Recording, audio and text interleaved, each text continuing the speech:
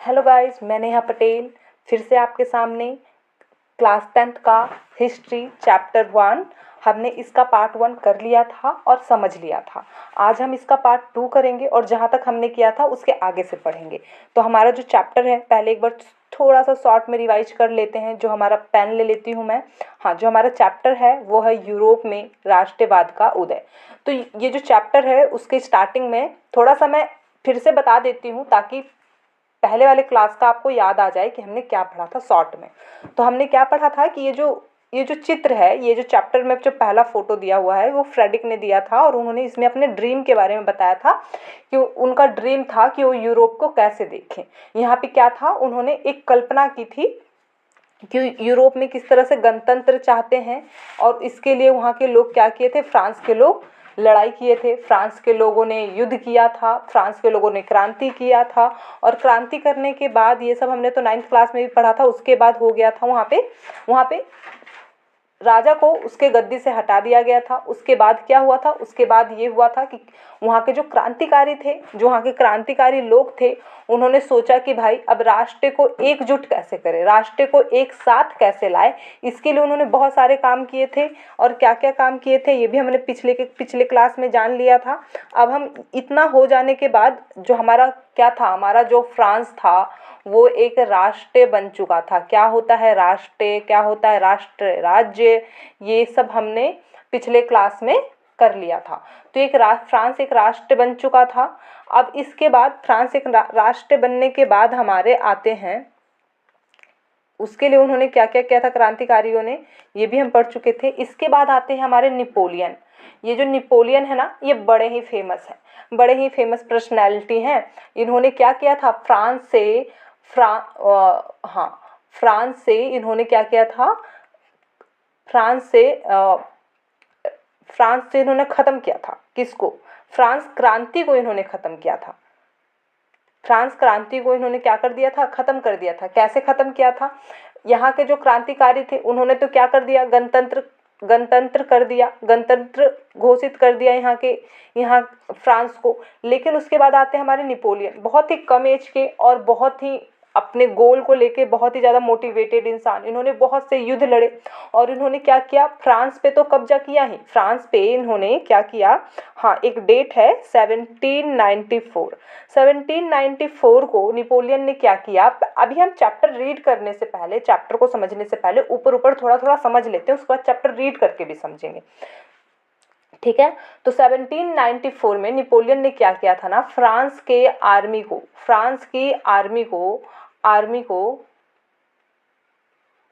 को क्या कर लिया था, उन्होंने अपने कब्जे में ले लिया था। और कब्जे में लेने के बाद उन्होंने युद्ध करना शुरू किया, फ्रांस में युद्ध करना शुरू किया। फ्रांस में जो गणतंत्र बना था, जो गवर्नमेंट बनी थी उसको हटाना शुरू किया और क्या किया, युद्ध करना शुरू किया। सिर्फ फ्रांस में ही इन्होंने युद्ध करना शुरू नहीं किया, फ्रांस के जो अगल बगल का एरिया है ना, वहाँ पे भी उन्होंने युद्ध करना शुरू किया। लेकिन ऐसा नहीं था कि इन्होंने गणतंत्र हटाकर कुछ, या फिर फ्रांस में जो राजा वाला जो प्रथा था, वो गवर्नमेंट वाला जो प्रथा था उसको हटाकर कुछ बुरा किया। इन्होंने फ्रांस की जनता के लिए बहुत अच्छा किया, बहुत ही अच्छे अच्छे काम किए, बहुत सारी सुविधाएं लाई, बहुत कुछ किया, बहुत अच्छा किया, उसमें बहुत सुधार लाया फ्रांस में। तो ये तो थोड़ा ऊपर ऊपर से हो गया। अब थोड़ा चैप्टर को रीड कर लेते हैं।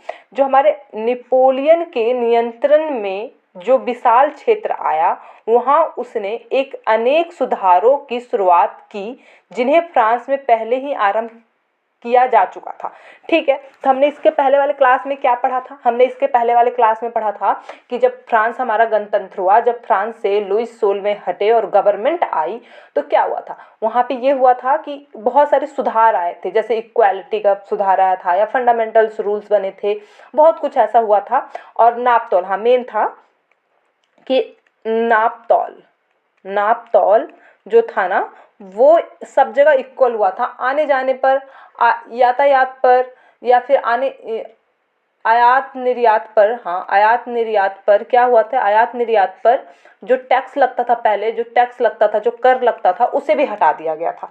ये सारे सुधार पहले ही हो चुके थे, पर नेपोलियन आए और उन्होंने वो सुधार तो किए जो पहले हो चुके थे, साथ में उन्होंने और भी अलग अलग सुधार किए थे, हम चैप्टर में पढ़ेंगे ही।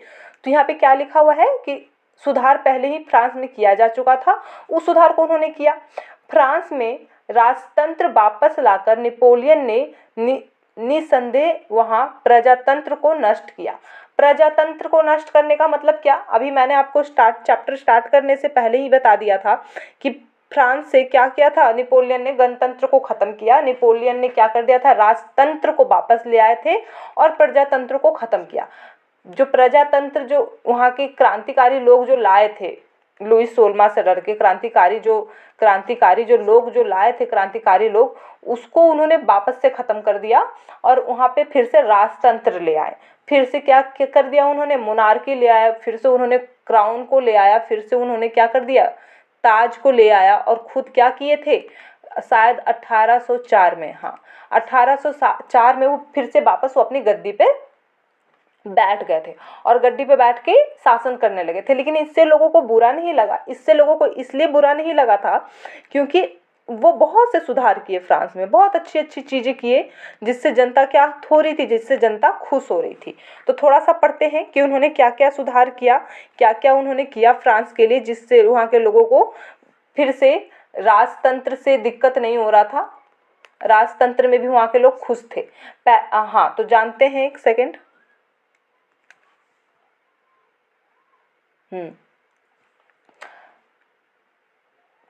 प्रजातंत्र को खत्म करके राजतंत्र लाया, मगर प्रशासनिक क्षेत्र में उसने क्रांतिकारी सिद्धांतों का समावेशित किया था ताकि पूरी व्यवस्था अधिक तर्कसंगत और कुशल बन सके। मतलब उन्होंने जो वहाँ का प्रशासन व्यवस्था था, जिस तरीके से जो नियम चलेगा, प्रशासनिक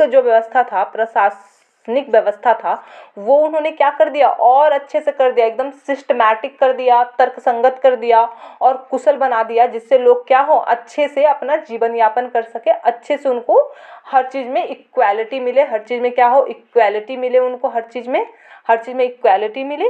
और 1904 की नागरिक संहिता, जिसे आमतौर पर नेपोलियन संहिता के नाम पे भी जाना जाता है, ये डेट को याद रखिएगा, जो 1804 है, 1804 है, इस समय उन्होंने, नेपोलियन ने एक लाया था नागरिक संहिता करके, नागरिक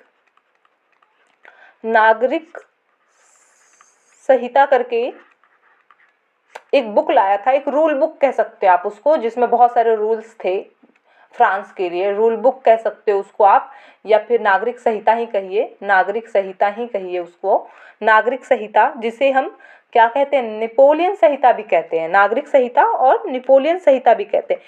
ये जो 1804 है, इस पे नेपोलियन गद्दी पे बैठे, नागरिक संहिता करके एक रूल लाए, कुछ रूल्स लाए।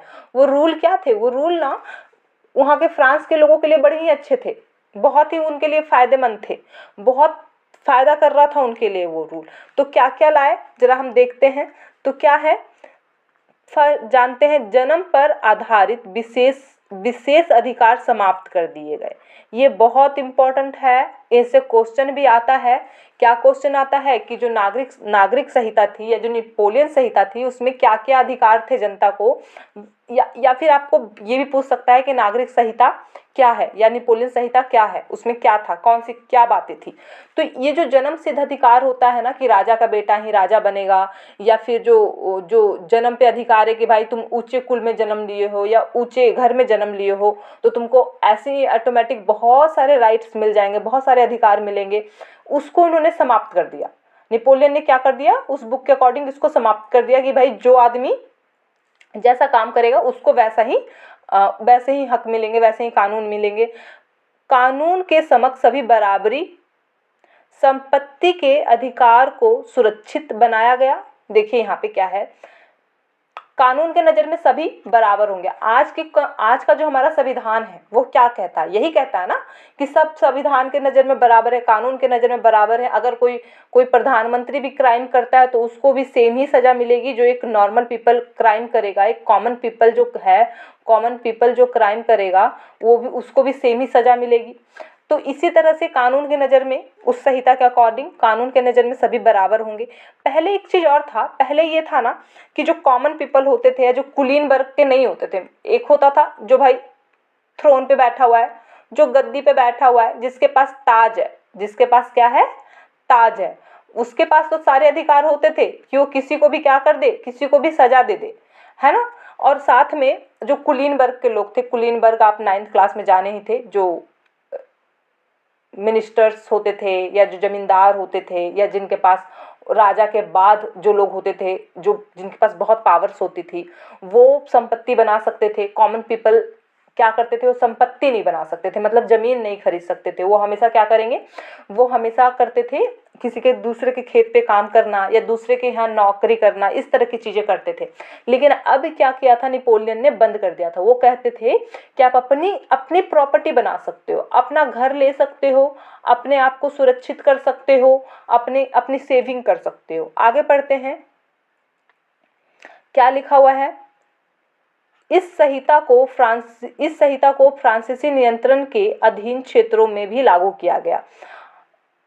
डच गणतंत्र, स्विट्जरलैंड, इटली, जर्मनी, नेपोलियन ने प्रशासनिक विभाजनों को सरल बनाया, समानती व्यवस्था को समाप्त किया और किसानों को भू दासत्व और जमींदारी शुल्क से मुक्ति दिलाई।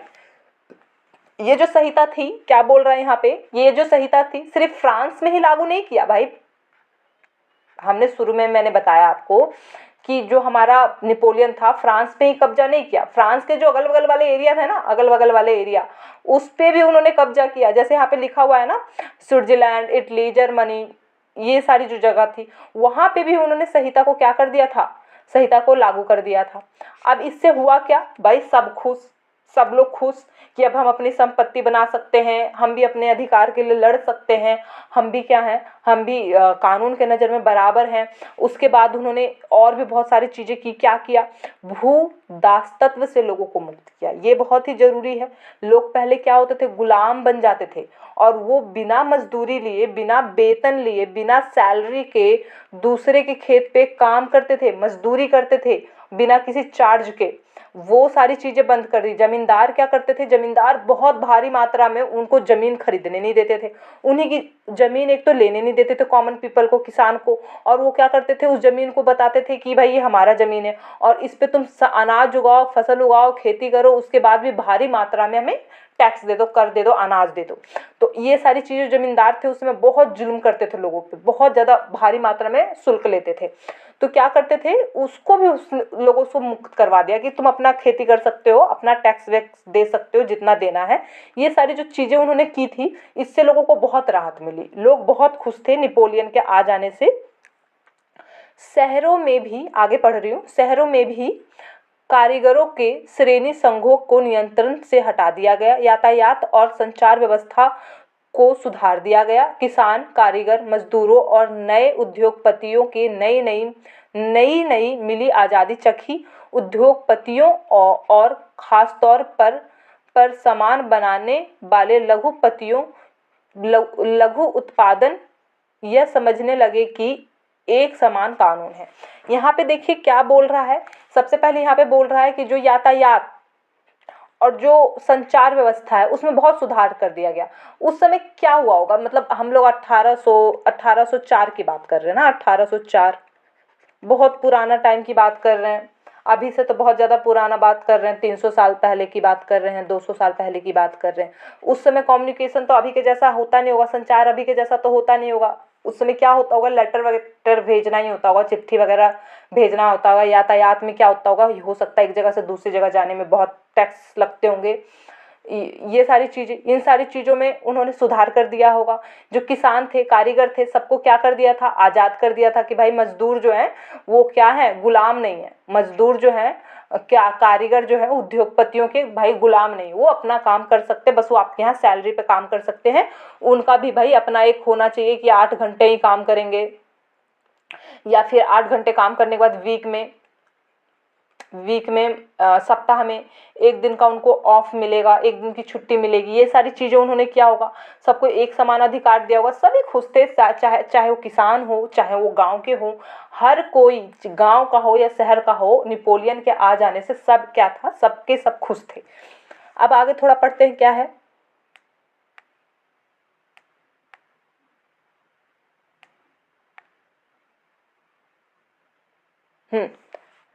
और क्या किया था, मानक भार नापतौल एक राष्ट्रीय मुद्रा से एक इलाके से दूसरे इलाके में वस्तुओं और पूंजी का आवागमन की सहूलियत हुई।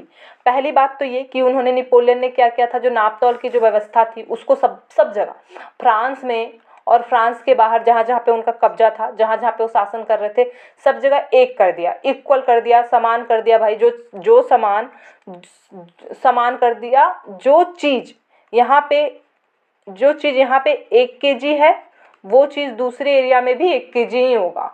ऐसा नहीं है कि यहाँ पे भाई 1000 ग्राम और कहीं और क्या होगा 900 ग्राम, ऐसा नहीं होगा। हर जगह समान होगा जहाँ जहाँ पे उनका कब्जा था। साथ में राष्ट्रीय मुद्रा मतलब क्या, पहले क्या होता था, अलग अलग एरिया में भाई अलग अलग पैसा चलता था कि यहाँ पे अलग पैसा चलेगा, यहाँ पे अलग पैसा चलेगा। अब उन्होंने पूरे फ्रांस के लिए या जहाँ उनका कब्जा था सबके पास एक ही जगह जैसा पैसा होना चाहिए, एक ही तरह के पैसे होने चाहिए, एक ही तरह का मुद्रा होना चाहिए। मुद्रा मतलब पैसा की बात कर रही हूँ मैं, ठीक है। और आवागमन में, आने जाने में सहूलियत कर दी। आने जाने में सहूलियत का मतलब हमने ऊपर भी पढ़ा है कि जो टैक्स लगते थे ना आयात निर्यात में, इधर से उधर जाने में, एक जगह से दूसरी जगह जाने में, उसको उन्होंने हटा दिया था। और ये सारी चीज़ें उन्होंने बहुत अच्छा किया था। लोग उससे उनसे नेपोलियन से बड़े इम्प्रेस थे, इतने यंग एज के। एक तो आपके लीडर आए, ऊपर से आपके देश के लिए इतना अच्छा कर रहे थे, फ्रांस के लिए इतना अच्छा कर रहे थे, इतने बहादुर थे, बहुत सी लड़ाइयाँ इन्होंने लड़ी, लोग इनसे बड़े इम्प्रेस थे। अब आगे पढ़ते हैं, ठीक है।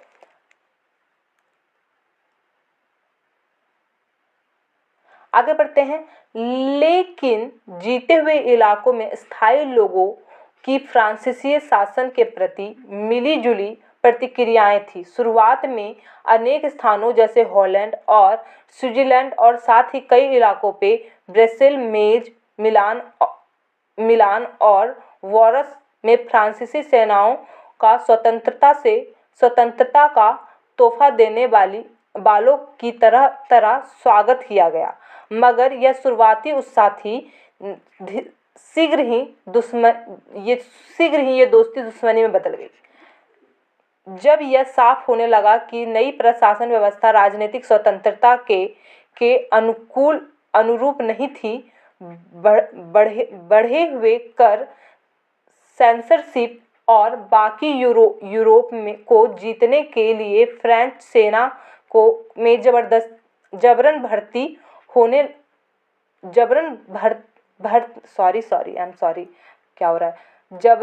भर्ती से हो रहे नुकसान प्रशासनिक परिवर्तनों से मिले फायदों से कहीं ज़्यादा नजर आने लगी। देखो, इन्होंने इतना छूट दिया, नेपोलियन ने इतना छूट दिया, इतना कुछ किया, लेकिन हुआ क्या, इंड में लोग इसको नापसंद करने लगे। अब नापसंद क्यों करने लगे भाई, ये बहुत युद्ध कर रहा था, ये अलग अलग जगह पे कब्जा कर रहा था, तो इससे क्या हुआ, ये युद्ध करता है। अगर युद्ध कर रहा है कोई भी राजा, ध्यान दीजिएगा, कोई भी राजा अगर युद्ध कर रहा है, लड़ रहा है, तो उसके लिए क्या चाहिए, उसके लिए उसको पैसे चाहिए ना। और पैसे उसको कहाँ से आएंगे, तो उसने क्या कर दिया, कर बढ़ा दिया, लोगों पे कर बढ़ा दिया, इतना कर बढ़ा दिया कि लोग उसको देना उनके लिए मुश्किल हो रहा था।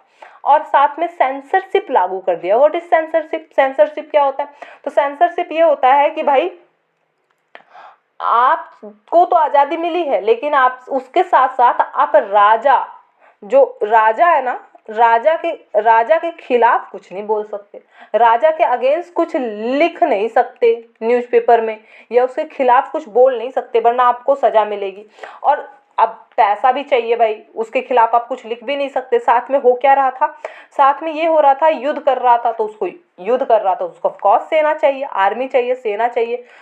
तो जो लोग सेना में जाना चाह रहे थे वो तो जा रहे थे, जो लोग नहीं जाना चाह रहे थे उनको भी जबरदस्ती सेना में क्या कर लिया गया था, घसीट लिया गया था, घुसा लिया गया था कि भाई तुम भी लड़ो, तुमको भी लड़ना होगा। अब ये सारी चीज़ें लोगों को पसंद नहीं आ रही थी, और धीरे धीरे जिस तरह से लोग नेपोलियन को पसंद कर रहे थे ना, उसी तरह लोग अब उसके दुश्मन बनते जा रहे थे। लोग अब उसको नापसंद करने लगे थे। उसको लग रहा था कि अब भाई नेपोलियन सही नहीं है, नेपोलियन हमें छूट दे के हमारा क्या किया है, हमारा फ़ायदा उठाया है। ये सारे जो टॉपिक है ना, ये क्वेश्चंस आते हैं कि नेपोलियन को लोग क्यों नापसंद करने लगे, या फिर हो सकता है ये क्वेश्चन आएगा कि जो नेपोलियन की संहिता थी, नेपोलियन संहिता वो क्या थी। तो ये सारी चीज़ें आप रिवाइज कीजिएगा। और एक साथ एक चीज़ और कि मैं आपको क्लास 10th का, चाहे आपका क्लास 10th का चाहे वो आपका मैथ हो, सोशल साइंस में जो भी है, हिस्ट्री, ज्योग्राफी, सिविक्स, नागरिक शास्त्र, सब मैं आपको पढ़ाऊँगी। साइंस भी पढ़ाऊँगी मैं आपको और मैथ भी पढ़ाऊँगी, मतलब मेन जो भी है सब मैं आपको अपने चैनल पे दूँगी। तो प्लीज़ मेरे चैनल पे जुड़े रहिएगा, मुझे थोड़ा सपोर्ट कीजिएगा। चलिए आगे पढ़ते हैं। हाँ, तो आगे है यूरोप में राष्ट्रवाद का निर्माण। तो हम ये तो जान गए भाई फ्रांस में कैसे आया था, फ्रांस में राष्ट्रवाद कैसे आया था, फ्रांस के लोग कैसे एकजुट हुए, फ्रांस के लोग कैसे एक साथ मिले, फ्रांस के लोगों ने क्या किया। अब हम क्या जानेंगे नेक्स्ट क्लास में, आज की क्लास में तो नहीं, नेक्स्ट क्लास में, कि किस तरह से पूरे यूरोप में आया, पूरे यूरोप में राष्ट्रवाद किस तरह से लाया गया, इस चीज़ के बारे में।